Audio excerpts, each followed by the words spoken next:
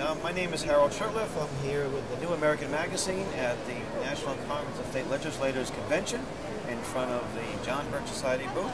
And we've been talking to legislators that are attending this function.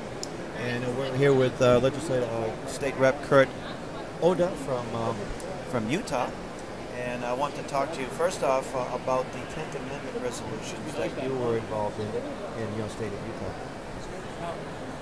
Harold, we've actually done 2 resolutions in Utah over the last 15 years.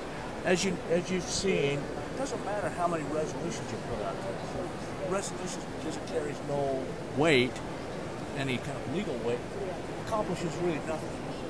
So what we've started doing in Utah is actually we've got a big rally on August 8th. It's basically a protest rally. It'll go from a march from downtown Salt Lake up to the Capitol.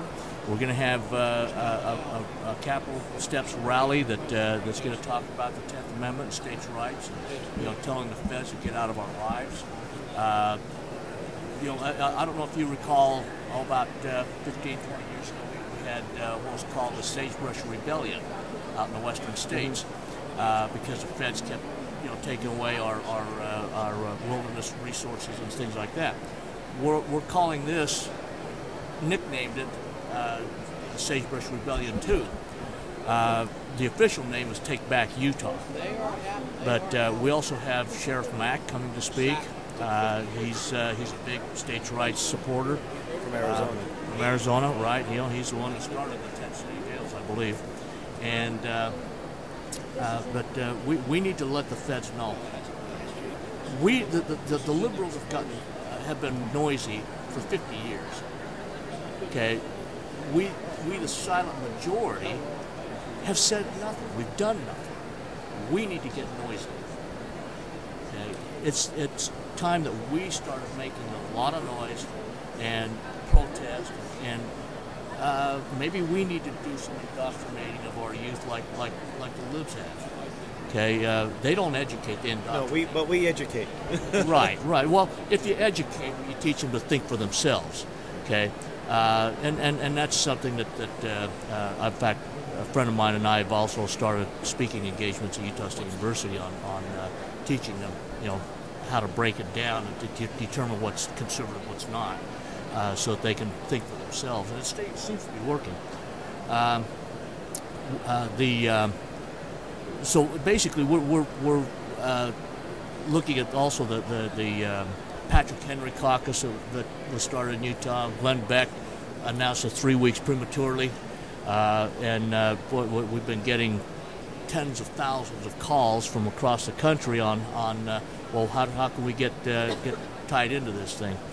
I was part of the original organizing meeting, and we've had a couple of meetings since, and it's been quite an ordeal. But I think this is a good vehicle for us to start getting noisy nationwide, letting Washington know that we're not going to take it anymore. They don't seem to understand the 10th Amendment says that what's not specifically generated to the federal government is left to the states. They don't seem to understand that. They want to take it all. I think the problem is that the federal dollars go to these states, and that the states do anything contrary to what the federal government wants, they lose the dollars. So there's sort of a blackmail issue here. You're absolutely right. You're absolutely right. And with all this ridiculous stimulus spending and everything else, we've taken money that didn't have any strings attached. Fortunately, we're not in bad a shape as most states are, but we have tried to stay away from as much of the stimulus as possible, contrary to what our governor actually wanted to do. What's the status of your colleagues in the Utah House and Senate? Is there a majority of the folks that sort of agree with this? We're seeing agreement on both sides of the aisle. You get the blue dog Democrats, and a lot of them are from rural areas, and they see the encroachments, they see the abuses of the feds, and they do also believe in telling the feds to stuff it. A good chunk of Utah's own is federal land. Nearly 70%. And that includes a lot of minerals that were locked up, I believe, under the Clinton administration.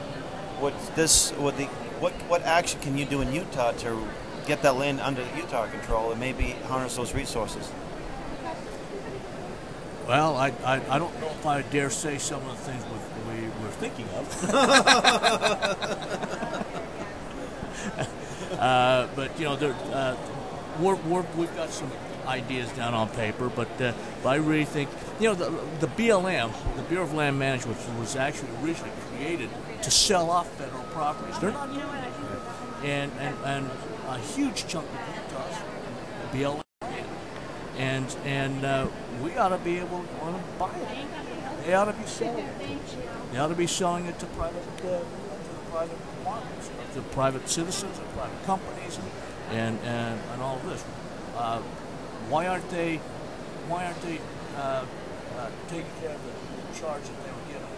They're not. That's just another bureaucracy. What can viewers and readers of our magazine do if they're interested in doing something in their states? Well, contact the. We've got a website on the Take Back Utah rally. It's called takebackutah.org. And then go to the Patrick Henry website. I think that was patrickhenrycaucus.com. I can't remember what the final one was. But you can also contact myself. You can email me at coda@utah.gov or cwimmer@utah.gov. Carl's the Patrick Henry Caucus was actually Carl's brainchild, and you know, that you'll be able to get a lot of information that way. It'll give you some basic information how to start your own. But I think we just need to get more people who are willing to become more activists than to just sit back and, you know, think that everything's going to be great. And final question: are you optimistic about the future of not only Utah but this country? I'm pessimistically optimistic. Okay. Guardedly optimistic. Well, Murphy was an optimist, you know. So, I just think we've got to get our youth trained and educated. You know, that's where it's going to start. But you know, we've got to get the youth starting in the secondary schools, into the higher ed levels.